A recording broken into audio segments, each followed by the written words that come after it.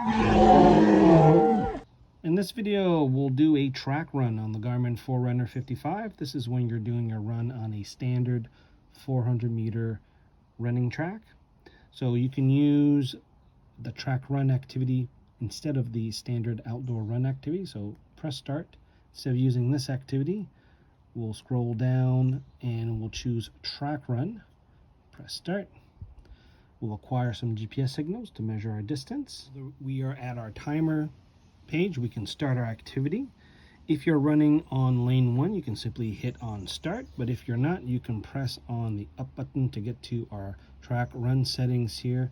And what we're going to do here, we're going to go over to our track run. We're going to select the lane number and we'll specify which lane that we're running in. Once we select the lane, we can hit back twice to get back to our timer screen or on the screen.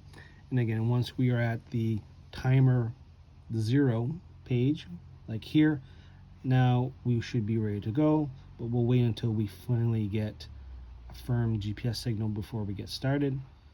All right, so once we're at our activity timer, we can press start to actually start our activity. We can run around the track.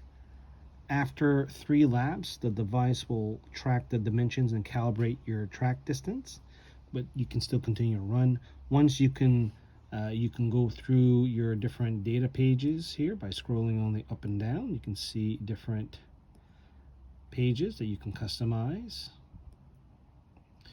Once you're done with your activity, you can press on stop, and then from here you can choose resume, save, enter a manual lap, or discard the activity. So here we're going to press save, and then from here we should see a summary page that we can see and scroll and see a little bit of information from our total activity. Once we're done with that, we can either go do another round around the track or hit back a couple times back to our watch face and we're all done. And there you go.